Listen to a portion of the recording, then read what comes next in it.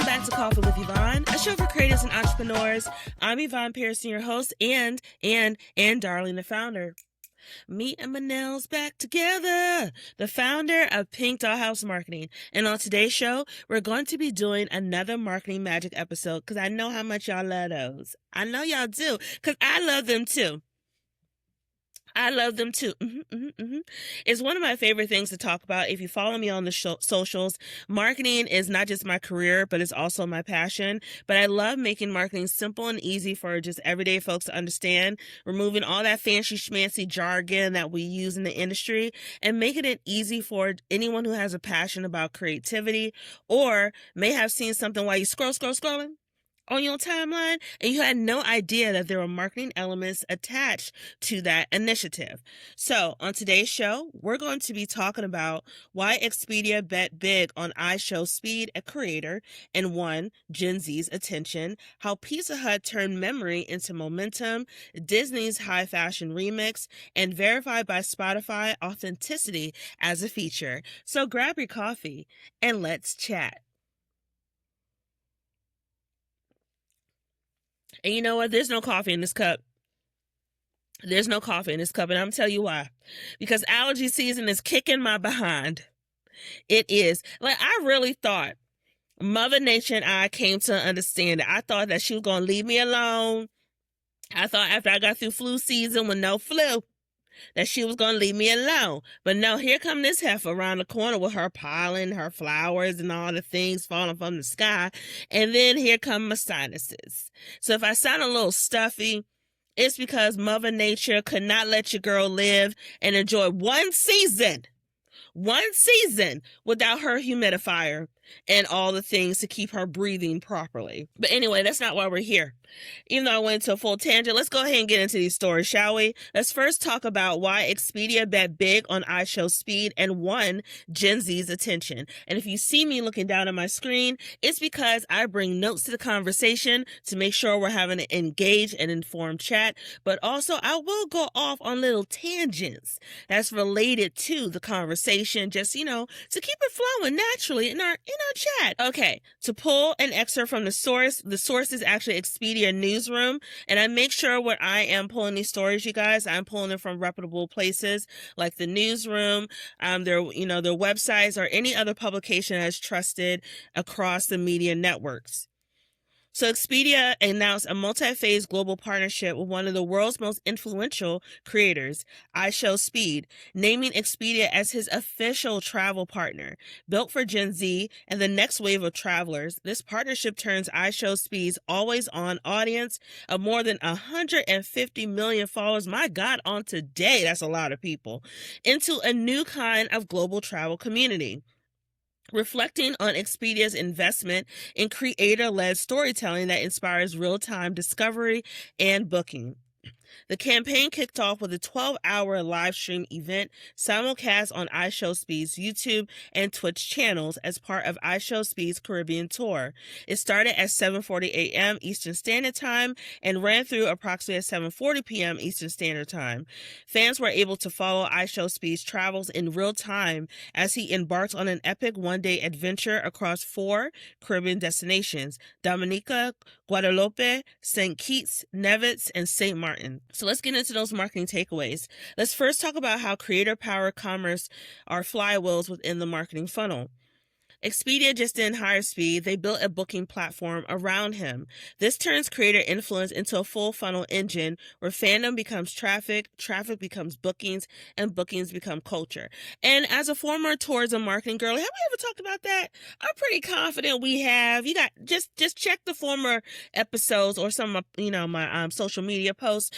But as a former tourism marketing girl who's worked in domestic, regional, and international tourism, and also won awards, by the way, for her work, tourism itself is constantly evolving. And when people think tourism, they just think that somebody's like booking a hotel for them, or, you're working with someone to book a cruise. Tourism is so multifaceted, and a lot of it is based in economic development. How that ties back into marketing, when tourism works with tourism arms, like, for example, each state has their own tourism arm, right? Maryland has their own called Visit Maryland. Each state has something similar like Visit Denver, Visit, etc. And it's called Destination Marketing Organization, or a DMO, or you can also call it a CVB, Convention and Visitors Bureau, right? So just to give you some terms to live by. But when you have those tourism arms like Visit Maryland, there are prongs underneath that. You have your county-based tourism. So I worked for Visit Montgomery County many moons ago, early in my career. Shout out to Bethany for giving me a chance in their office.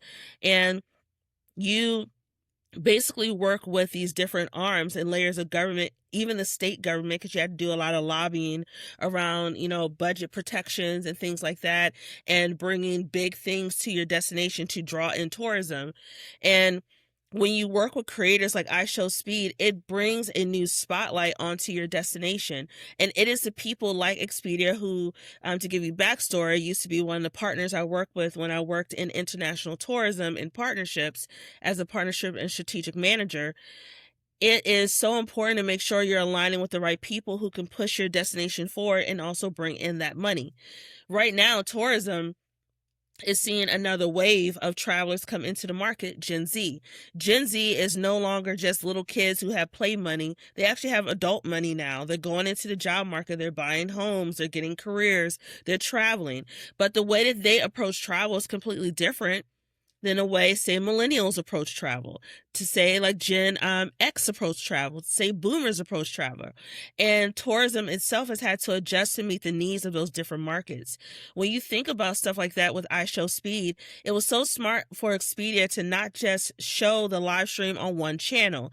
They broadcasted on multiple channels, including leveraging Twitch. Twitch, I think, is forgotten about a lot in the conversation as a power player within the social media and the live stream spaces. It really does, in my opinion, directly compete with YouTube, because when you think about it, Twitch is more so a gaming platform in which you can watch people play games live on a platform, but now it has evolved to be more of a content arm for creators. Having someone like IShowSpeed, who has 150 million followers, that not only lives on one platform but can also translate to other areas, translates into dollars for these destinations. It is no secret that Gen Z loves a vibe and they love something that's cool, but they also love something that's off the beaten path. So this kind of like chaotic approach with IShowSpeed of him doing these 4 different destinations. I believe it's 4 different. Let me double check my notes. Yes. 4 different Caribbean destinations in one day is along the lines of what Gen Z loves. They love the vibes. They love something that's different. They love something that speaks to their live for the moment kind of vibe. Moving into our second marketing takeaway about authenticity as the new travel aesthetic, Gen Z just doesn't want something that's pretty in terms of pictures and glossy tourism ads, which is basically the old school way of doing things in a tourism space. I can't tell you how many thousands of dollars were spent on photo shoots, on video shoots to draw people in for ads and things like that. When I worked in the tourism space, I've sat in many a meeting about casting, about finding the right location, organizing these things as well to get the right shoots for the production company we were working with, to get the right picture for these ads that were placed in multiple publications around the world, both print and also digital. But I also think about this too. When Gen Z not wanting those glossy tourism ads, they want something real that's unfiltered. That's where social media really drives the conversation. That's where people like IShowSpeed drive the conversation. They want people who feel authentic and real to them. They want people that they can actually connect with and feel like they have a parasocial relationship with. Will they ever meet IShowSpeed? No. But do they feel like they're friends in their head with him? Yes. And over time, that friend in their head parasocial relationship builds trust. Then, by translating that trust into this campaign that he's working on with Expedia, now you're seeing that trust turn into something real in terms of converting that into dollars. In that last marketing takeaway, let's talk about fandom as a global demand signal. Letting fans vote on Speed's next destination turns audience behavior into real-time market research. Expedia is literally mapping Gen Z's travel interest through engagement. And this is also important too in the tourism marketing space. A lot of times when it comes to us having having data, the data is delayed. I remember when I worked in that space, we would put out all this research and sometimes have to wait months up to a year in order to get the right metrics back of what we did next in terms of how we built our campaigns, and tied in working with creators, tour operators, which are the people who plan like the big bus tours or the big group trips that you see on your social media feed. Those are people we actually had to attract through free trips called fam tours, familiarization tours, to bring them to our destination so they could turn around and tell their clients about us. Expedia, doing this live engagement in terms of allowing fans to vote of where they go next, now puts the control in the audience market. It no longer puts just the control in the tour operators and those who plan travel. It's actually speaking directly to the customers themselves, which is also something I'm seeing in terms of a shift in terms of engagement. We just can't wait on the data to tell us a story. Sometimes you have to go directly to your audience and say, hey, what do you want to see? And actually listen to that feedback. Actually take it back to your team, because that advice can be invaluable and also save you a lot of time, a lot of money, and a lot of spreadsheets trying to come to the same resolution that you would have got if you would just talk directly to your audience and been authentic. In that marketing lesson, let's make sure we remember this, that creators aren't ads, they're product surfaces. The future of creator partnerships is not endorsements, it's co-built experiences, where the creator becomes the interface. Brands that design with creators not around them unlock deeper trust and higher conversion. Okay, in our next story, we're going to talk about how Pizza Hut turned memory into momentum. You're going to like this one, by the way. I got this from MSNBC. In reality, I did see it on social media first, but I wanted to make sure it wasn't a rumor, so I did go to a news source, MSNBC, to get more information. Get ready to turn reading time into pizza time. This summer, keep your kids reading, learning, and loving books, all while earning free pizza, reads a post from the Book It. Yes, y'all, Book It is back. Book It Instagram page announcing summer stories. You can register for the program starting May 1st, which is this month, and the program itself runs from June 1st until August 31st, so during like kids' summer break. Continuing from the excerpt from the article, once your child has met their reading goal, the app will generate a certificate to present at Pizza Hut locations for their free personal pan pizza. Kids can earn a free pizza each month through the duration of the program. When I tell you, you guys, I was so excited to see this. First of all, I would like to be included in the Book It program. I would like a free personal pan pizza. I would, because I remember this so fondly as a child. Give quick backstory. I was an avid reader, still am, but time is just not on my side the way it used to. But I got a lot of books.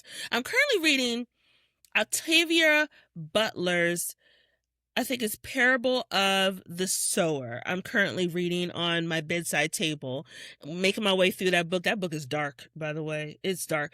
It's dark because it feels very real to what we're going through right now. But I digress. And I also have on my list to read Children of Blood and Bone series, because I love me a good fantasy novel. Yes, I do. It just didn't stop at Harry Potter. I love Children of Blood and Bone in terms of like the fantasy and how it intertwines. I've talked about it on the podcast before, but I'm an avid reader, always have been, and I have multiple books within my personal library that include Black authors like, Zora Neale Hurston, Their Eyes Were Watching God. I read that 4 times throughout my lifetime. The Bluest Eyes still makes me cry to this day from the narrative that was told. I also have Colson Whitehead books. I have Underground Railroad. I have Nickel Boys, which was heartbreaking to read. I have a lot of books that I read, and I'm very purposeful about what I choose to engross my knowledge in, as well as art history books as well. So that's just a little fun fact about me. I'm an avid reader. I do love me a good audiobook though when I don't have time, but physical copies are preferred. Do not give me a Kindle. Do not ever give me a Kindle. I don't like that, because it's not real. I need to flip pages. I just can't scroll. I do that on social media. I scroll. I can't. It's not the same. But when we get into those marketing takeaways, again, I told you in the beginning of the podcast episode, tangents will happen, but we always going to come back. We're always going to come back. Let's get into those marketing takeaways. First up, let's talk about how nostalgia as a multi-generation loyalty engine. Book It taps into millennial childhood memories, mainly mine, while onboarding Gen Alpha. It is a rare moment when nostalgia becomes a family ritual. And let's also keep it real, too. These kids can't read. They can't read. They can read words on the paper, but reading for comprehension, 2 and 2 is not making 4, it's making 6 in their mind. It is. And things like Book It, which are, OG programs when we were children, as mentioned in the marketing takeaway, it really encouraged children to read, but making it fun through a reward system. And I think that's what's missing from things like, the Book It program that is making a comeback, but other programs that are tied into learning. What is a reward system, right? When we were kids, Book It was a big thing. I used to love going to the Scholastic Book Fair, getting my little paper, circling things like it was a Nordstrom catalog. But those kind of things have faded away over time as technology has progressed. And I do think that there is value in bringing back something that was old and making it new again, because it was the reason why those programs worked. While it was just a personal pan pizza, you also knew that you got rewarded for finishing a book, but it gave parents a way to engage with their children while also getting something that made the kid feel good at the end of the day, which was pizza and a certificate. And then going to that second marketing takeaway, gamified literacy equals habit building touch points. Touching a little bit on what I said before, but expanding on it, the digital reward tracker creates a monthly reward loop that builds both reading habits and Pizza Hut habits. This is also a great way, not to dig too much into the data, for Pizza Hut to target a new audience. Pizza Hut has been struggling in recent years to find their footing within the market. Pizza Hut has really been struggling to hold on to the nostalgia of the past. By bringing this program back, they're now able to track this new audience. Of course, you're going to have to sign up, which is what was mentioned in the blurb. But when you sign up, now you'll be on their email listserv. Now they can send you promotional offers. Now they have other ways to talk to you. So this gives Pizza Hut a way to expand their list and also build loyalty with a new audience who may not be aware of them before, but now are aware through this Book It program. The third and final marketing takeaway, community demand as product research and development. The internet begging for an adult version. It's me. I'm the internet. I'm begging for an adult version. It's free product research. Pizza Hut now has a roadmap for adult tiers, family challenges, and more. And more importantly, it's just not about the research and development, but it's also about bringing families together, as mentioned in the blurb. As I shared before, these kids can't read, but also a lot of these adults can't read either, because my God, there, and there. Why are we struggling so much with that? I don't know. But reading really is fundamental and also is a gateway to a lot more things in terms of opportunities. As an avid reader as a child, having those resources in free education through the library, through those books that I read every single week for the Book It program, through the Scholastic Book Fair, those are things that powered my learning even when I was not in school. You could always find my nose in a book as a child. You could always find me with a pile of books every single weekend. It was actually a game my mom and I had. Whatever book I picked up, I had to finish within that week. And it made me determined to accomplish that goal. When we would take the bus before my mom got a car when I was little, and we were living in the Mount Rainier area, I would read aloud on the bus. And one time, sidebar story, someone had the nerve to complain about me reading aloud on the bus. I swear to goodness, everybody was ready to cuss them clean out, because they knew the little girl and her mom ride this bus, all the time. And they encouraged me to read. They encouraged me to, sound the words out loud and to build my confidence. That encouragement built even further my confidence to do things like public speaking, my confidence to, do this podcast, because I wasn't afraid to make mistakes in terms of stumbling over words I did not know.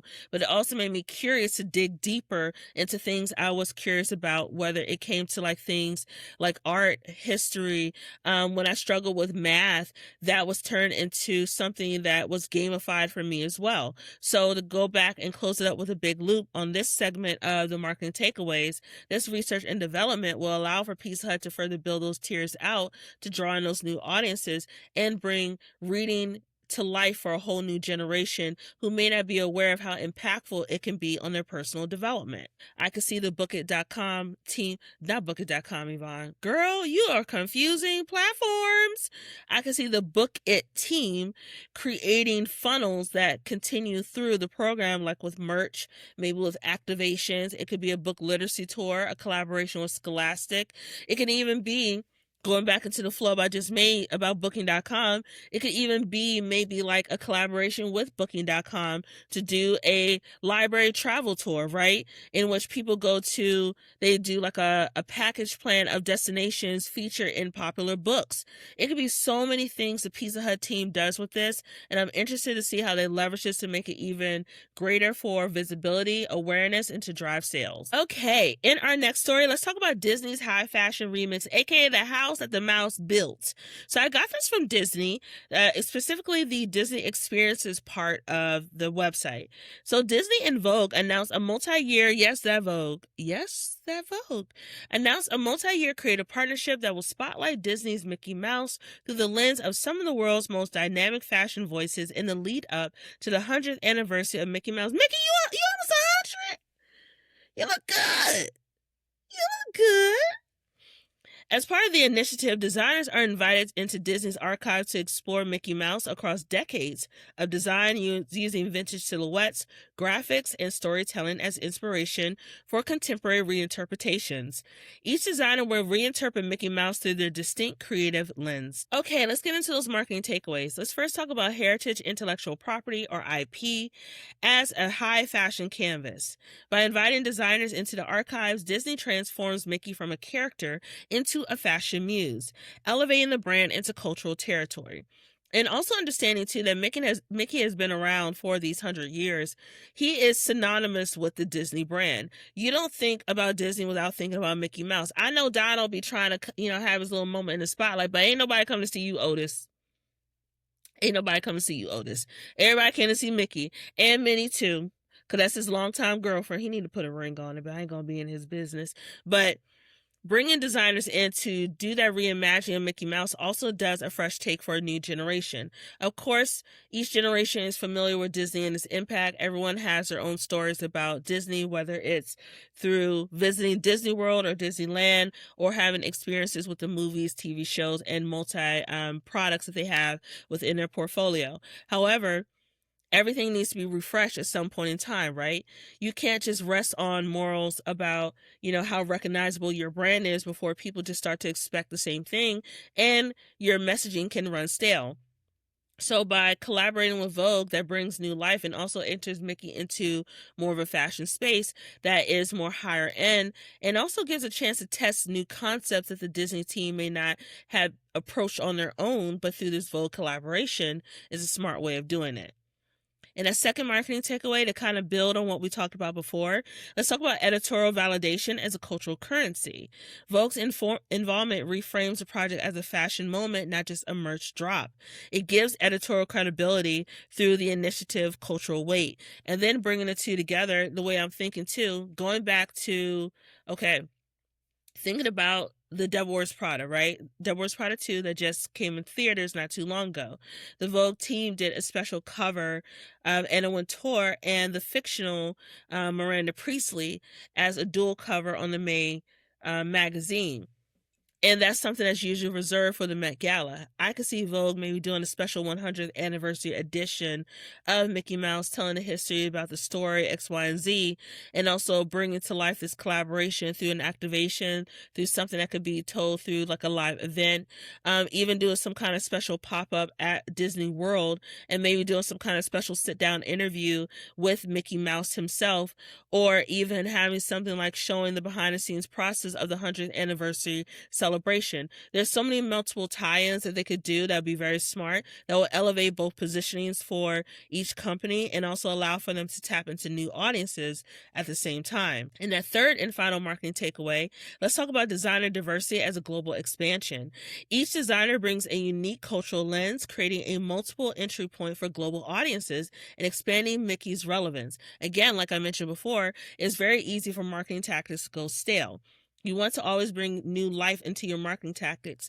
There are campaigns that I work on year after year that I always try to breathe new life in through things that I've tested and tried, but also want to make sure that I have my audience's attention. Whether it's something small like trying out, I don't know, having like a specialty coffee menu item or bringing in a new material into your marketing campaign, you always want to make sure your audience does not expect the same thing and gets bored, right?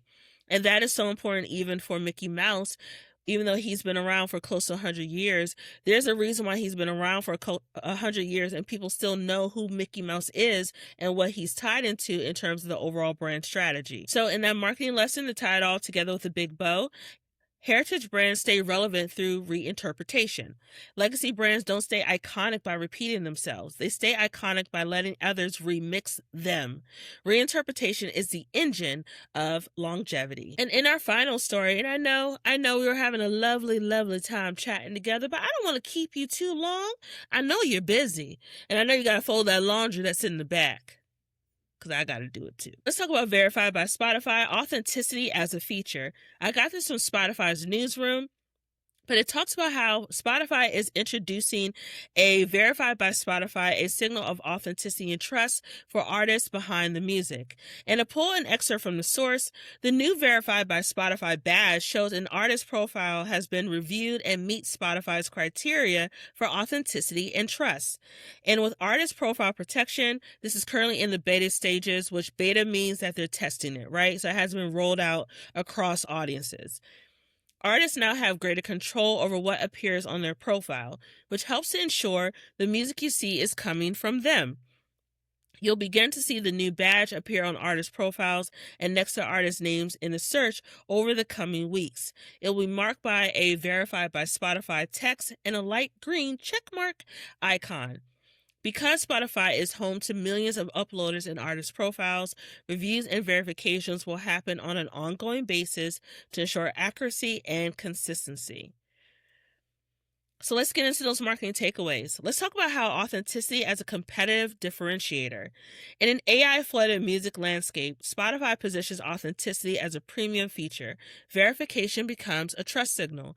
And more importantly, as AI continues to become interwoven into our daily thread of life, creativity itself is having a challenge, right? You know, there are people who don't see the value of graphic designers anymore, of photographers, and now of creatives and musicians because they think AI can do it.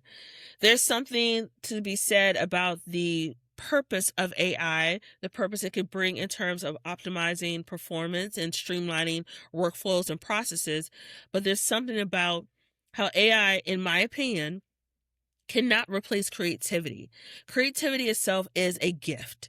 It is something that not everyone has. Everybody think they have it, but not everyone has, right? You know, being on this podcast and talking to you, even though we may not meet in real life, but making sure that you feel engaged and we're having a real conversation is a gift. Being able to put together a campaign and having ideas in your head that put the through line together to make sure the goals and the strategic direction always make sense is a gift. AI cannot do that, right? AI cannot be me. AI cannot be you. It can help, but it cannot replace. And I think what Spotify is doing is they're showing that they're standing with artists and supporting original content. Because what AI does a lot of times is they spit out ideas and suggestions, but are they original thoughts? A lot of times, no. They're pulling from somewhere. They're pulling from someone else's creativity. In that second marketing takeaway, let's talk about transparency as a user experience. Expanded artist details, song DNA, and credits function like a nutrition label, similar to what you see on like the back of like food or something like that, right? they're going to be doing something like that on the Verified by Spotify experience. So having that information allows for people to know who the creators are behind the work. It allows for listeners to understand the story also too behind the sound, because things like that are so important to protect creativity. You know, a song is not just something that fell out the sky and you were able to quickly put it together. It takes time and talent, editing, bringing people in, multiple listening sessions before one song is actually created. You know, even the running joke is Beyonce has hundreds of songs that she dances to in her house we may never hear, but they're created through her hard work. There's always a story behind the song that's created, and Spotify is allowing for supporters of the music to understand the artistry behind the work that they do. And that final marketing takeaway, let's talk about rebalancing power toward artists. Profile protection gives artists more control over their identity and content. It also signals a shift towards a more ethical creator ecosystem, because it's so easy for people to try to steal other people's work. It's not right, but it's too easy right now to steal someone's work and repackage it as your own. That's what a lot of AI sometimes does too. So by Spotify doing that, it's allowing for artists to feel like they're being heard and not being erased. And to bring it all together with a big bow in that marketing lesson, in an AI era, trust becomes a product feature. When content is so easy to fake, verification becomes a value proposition. Brands that build trust build an infrastructure to win loyalty. They also build a cultural authority. Okay, I hope you enjoyed today's chat. Don't forget to follow Coffee with Yvonne on Threads and IG at Coffee with Yvonne, for my personal account where I cut up who I am in my real life, because I am fun. I'm a lot of fun, and I'm smart too. I do talk about marketing too, but more so on TikTok, aka the Clock app. You can find me at Yvonne_creative marketer. To learn more about me and my business, you can go to Pink Doll House Marketing to check out my website at pinkdollhousemarketing.com. I messed that up a little bit, y'all. Just let me have it. Or you can follow my business page at Pink Doll House Marketing on Instagram. You can slide into my DMs. That's cool. And creatives, I'm going to say this to you every single week until you get it. Don't forget to keep showing up, keep creating, and that your voices matter. I cannot wait to chat with you soon on another episode of Coffee with Yvonne. Okay, bye! Yay! I got through the episode. I'm going to go take some medicine. Coffee with Yvonne is produced and edited by Yvonne Pearson. Coffee with Yvonne is created by Pink Doll House Marketing. You can catch the latest episodes by subscribing to Apple Podcasts or wherever you get your podcasts.